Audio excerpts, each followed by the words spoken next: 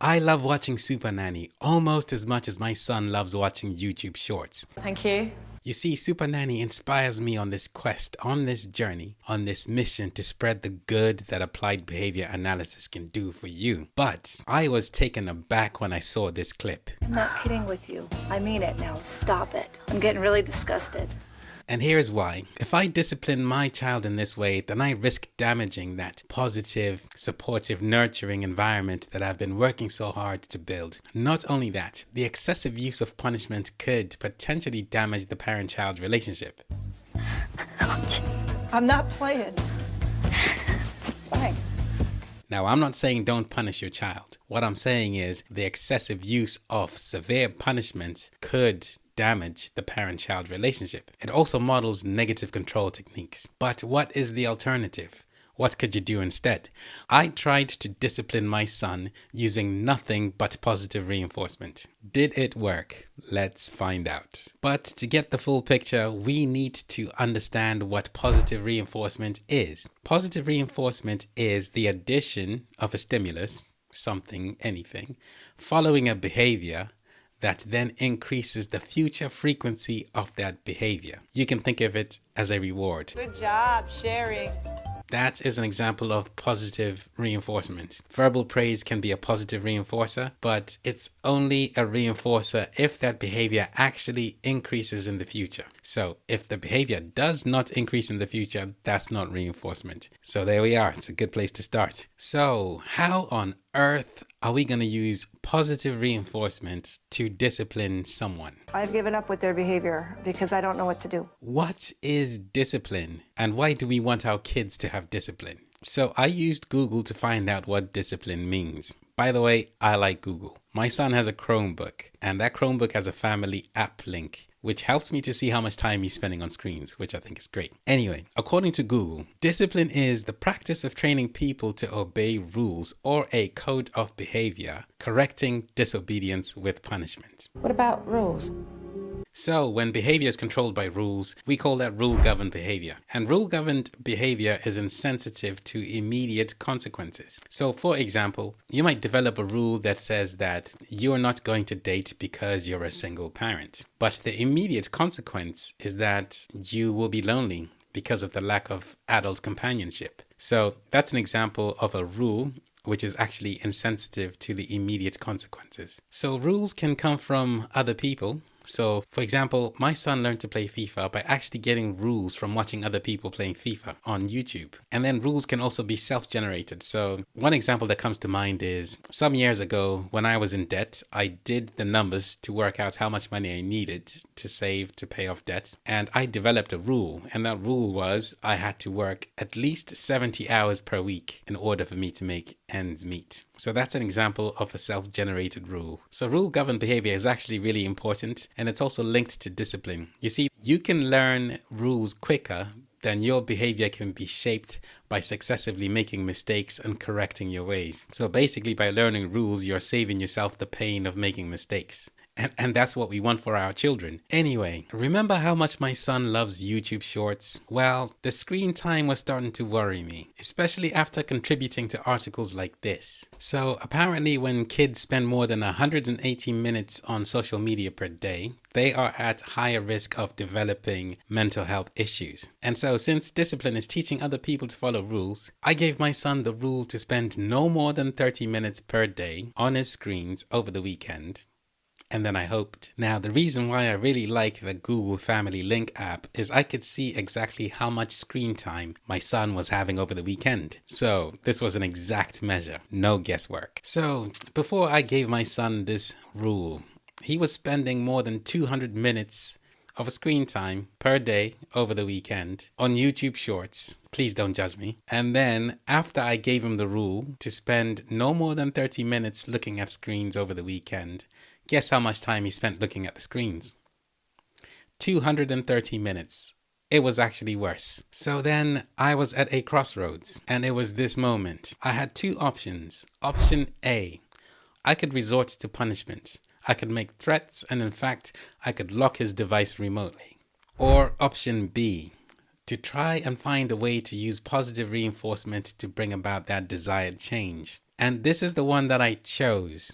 And the other reason why I chose this one is because it supports my mission to show you how you can build a nurturing and supportive environment for your child, for your family, by using the science of behavior analysis. And actually, by using fewer punishment procedures and more positive reinforcement procedures, you are creating that more nurturing environment. So I needed to find a way to do this, to support my cause and to support my son. And so I took the following 2 steps.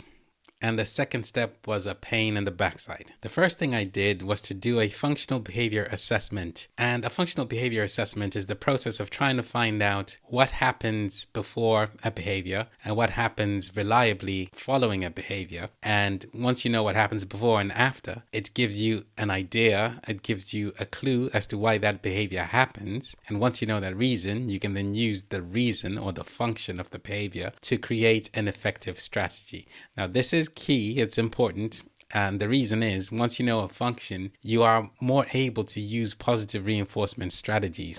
Whereas with punishment, you don't necessarily need to know the function. You don't need to know why the behavior is happening.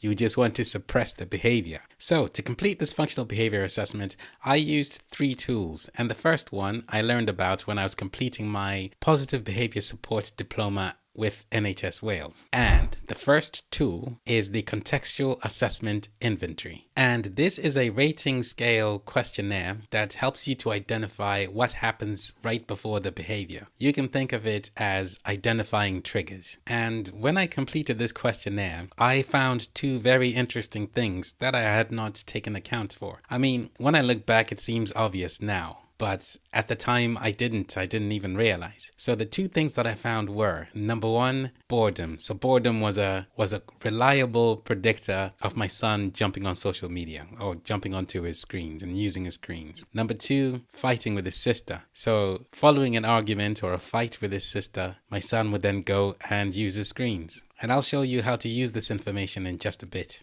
And the second thing was fighting with his sister. So I also have a teenage daughter, and my teenage daughter and my son do not always get along. And in fact, whenever we go on long trips, someone has to sit in the middle. Someone has to take up the middle seat to make sure that my daughter is separated from my son. It just makes for a more peaceful journey. So anyway, whenever my son got into an argument with his sister, with my daughter, he would storm to his room, slam the door, and then jump onto YouTube Shorts or start using social media. The second tool that I used is something called the Motivation Assessment Scale. And this is a rating scale that looks to work out the motivation behind the behavior. It looks to find out why that behavior is happening.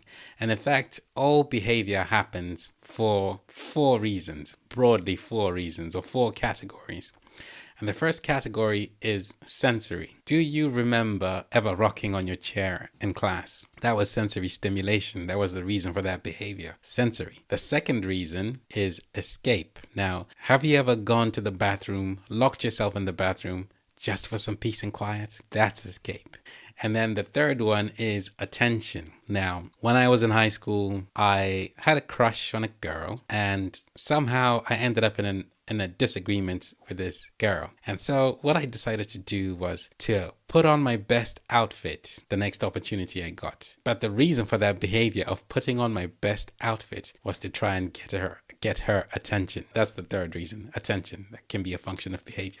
And then the last one is tangible. Now, I love what I do. I love talking about applied behavior analysis. I love my work. I love feeling like I can help other people and actually contributing to making other people's life better, even if it's in a small way. But also, I love to get paid. It's also part of the reason why I go to work. And that money, me getting paid, is getting something tangible, money. So that's the fourth reason for behavior. Broadly speaking, all behaviors will fall into one of those 4 categories. So I completed the motivation assessment scale, and what it revealed was not really a surprise to me. My son was using screens watching YouTube shorts because of the lack of stimulation.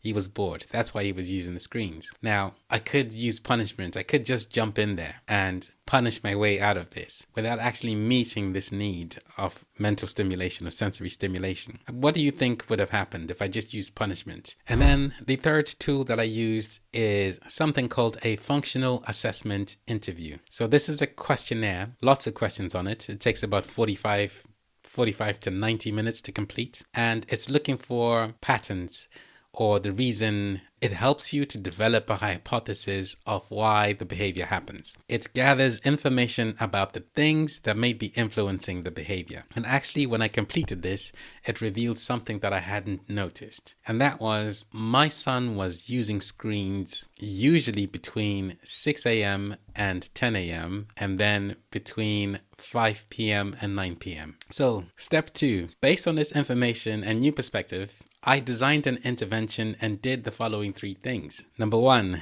so I knew the high risk times, which were 6 a.m. to 10 a.m. and between 5 p.m. and 9 p.m. And at those times, I created lots of opportunities. To interact with my son. So every so often I would go to my son and ask him whether he wanted to play a card game or whether he wanted to play telestrations or headbands, because those are the kind of games that he enjoys. So lots of chances to do that between those high risk times. That was number 1. The other part of this number 1 is that I love cooking. I have a ton of cookbooks. I like cooking all sorts of things, new things I've never made before. My son also enjoys helping out in the kitchen and cooking and baking. Match made in heaven. So between 5 p.m. and 9 p.m., we would engage in a cooking activity or we would do some baking. Awesome, right? Okay. The second thing that I did is I created a rule for myself. Here's another example of rule-governed behavior. And the rule that I gave myself was, if I noticed my son wanting my attention, if he expressed that need for my attention, I would give that attention immediately. And so the third thing that I did on a Friday, having picked my kids up and taking them home, we made a deal during that journey. And the deal was, if they went 5 hours, for every 5 hours they went without arguing or insulting each other, they will get £5 each immediately, which looking back wasn't that sustainable. Not long term anyway. And this is something called differential reinforcement of other behavior. You can think of reinforcement as a reward. Now, differential reinforcement is when you provide reinforcement for one behavior and then withhold reinforcement for another behavior. Now, in a differential reinforcement of other behavior procedure, what you do is you target one behavior. And that behavior you do not want to see in an interval. So if that interval is completed successfully without seeing that one behavior, then the person gets the reward as soon as the interval ends. So this was a DRO, differential reinforcement of other behavior. Because if they go for 5 hours without arguing, insulting each other, then they get £5 at the end of the interval. So I was offering to play these board games, card games every so often. I was doing quite a bit of cooking. And also I was losing money because my daughter and son weren't really fighting. And I was super responsive to any requests for my attention. That was a busy weekend. So remember that kids who spend more than 180 minutes on social media per day are at higher risk of mental health issues. And my target was actually to reduce that to 30 minutes. So what happened? Let's find out. So my son spent 10 minutes on the screens on Friday, and then he spent 23 minutes on the Saturday. And then on the Sunday, he spent just under 30 minutes of screen time. Boom. But it was fun and it was a lot of work. And it was fantastic. So when I was doing this whole thing, I did not tell a single soul what I was up to. I didn't tell anyone right up until this moment. So you are actually the first person to know that I did this. But the thing that really broke my heart at the end of the weekend was that my son said to me that it was the best weekend he'd ever had. And the reason that broke my heart is because I knew that I still had to spend some weekends studying. But it made me think about the balance of work and family life. Check out the next video to see how the science of behavior analysis can help you to create a positive, nurturing environment for your family.